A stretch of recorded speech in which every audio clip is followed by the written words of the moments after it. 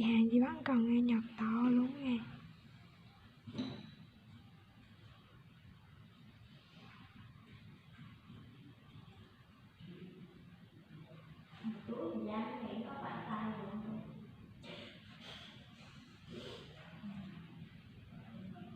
Lúc thấy ta hắn cầu có nghĩa là không phải. Sớm em thấy ta ngon cục là biết.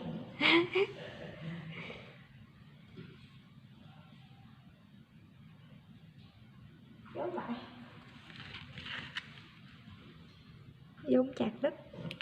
Chặt. Còn nó đi tù lần nữa chứ đi cãi.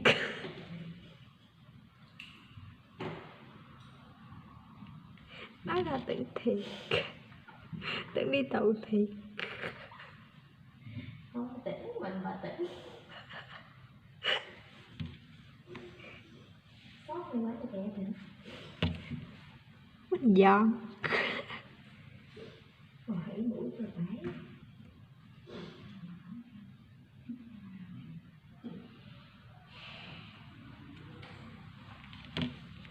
Bánh chân co. Ăn lá.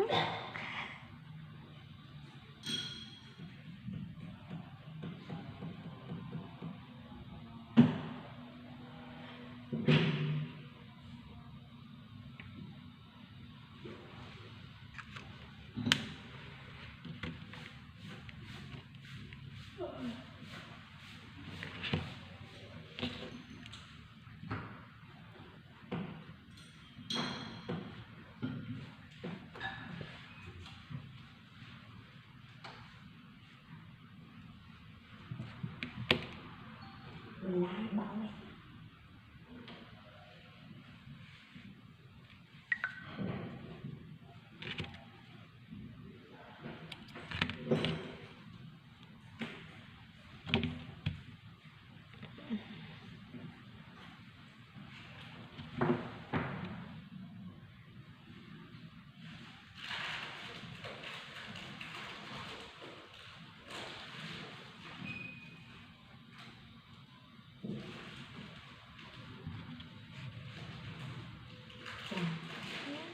Cái gì?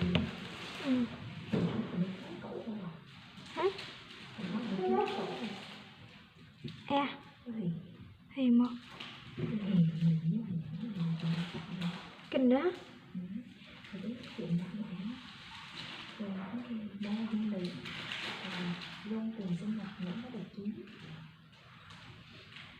Sinh nhật à? Sinh nhật con đây vô tặng thử.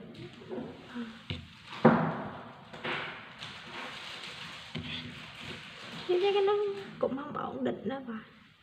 Hồi gì hồi ít á. Nhưng mà lương cấn là 3 triệu à.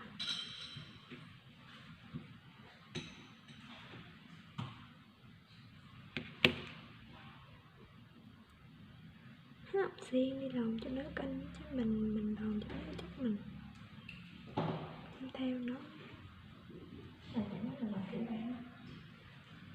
Tư vấn tài chính á. Đúng rồi đó.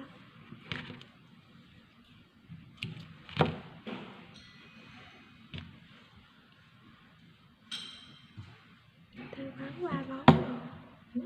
Tư vấn 3 rồi đó. Có người hết như gọi cho mình phát tiết.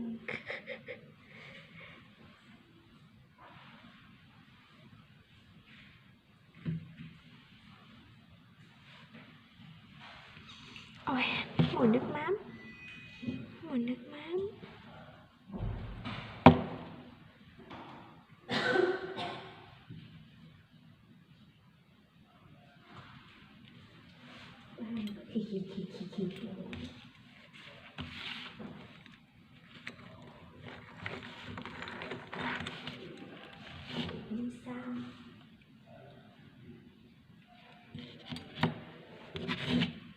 Viêm son à?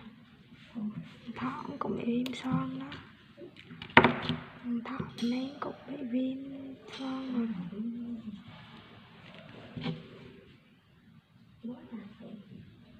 Hồi xưa mẹ tao lấy mà hết rồi. Nhưng mà vậy lắm. Ăn xịt xuống mũi đúng không?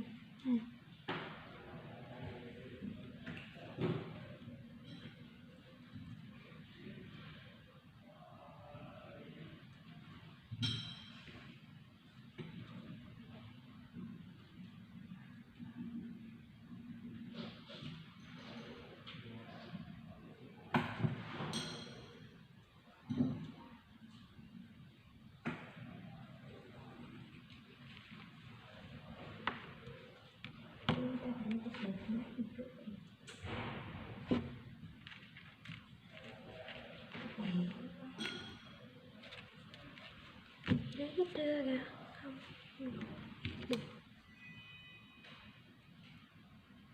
Đừng đi trứng của nó nào không biết gì.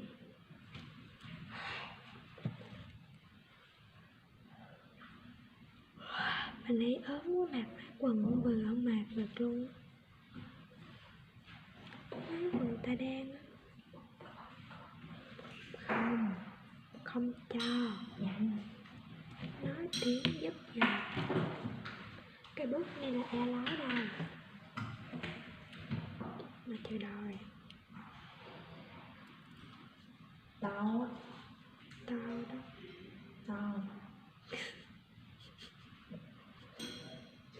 Không. Không nói.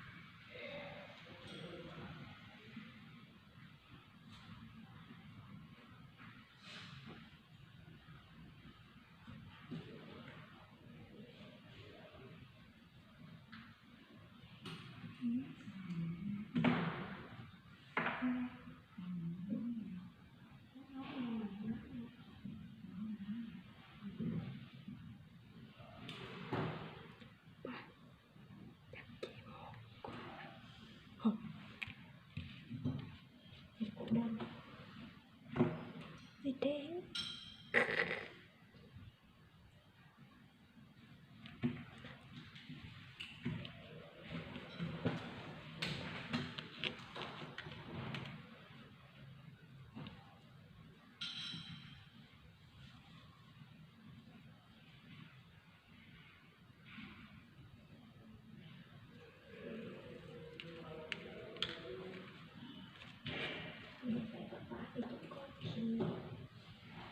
Chắc mẹ chưa nói.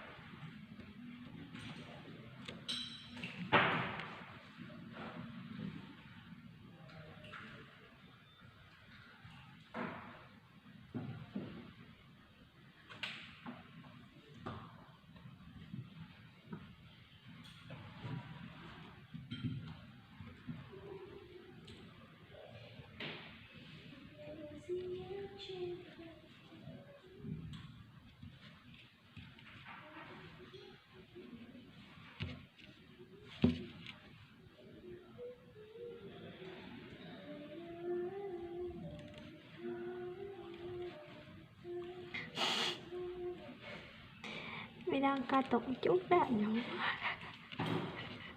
Mới giống.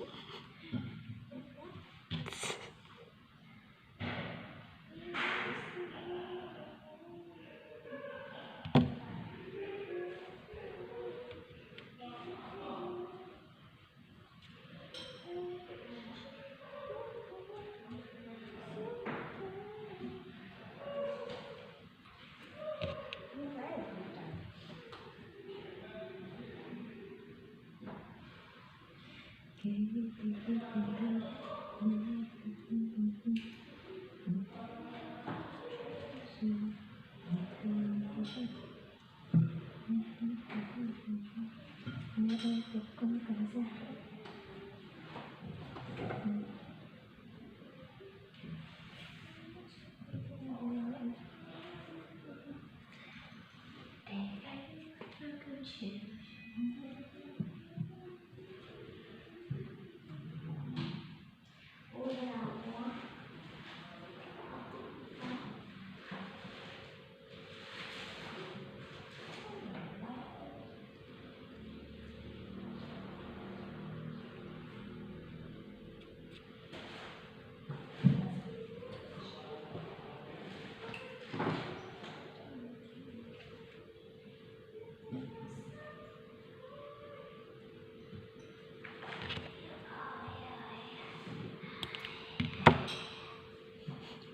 Kinh quá đi.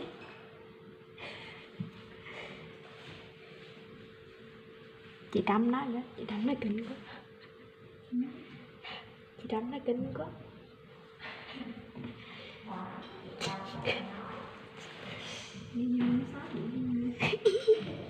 Không có đâu giống nó xấu vậy. Đó chị nói giống nó kinh quá đúng không?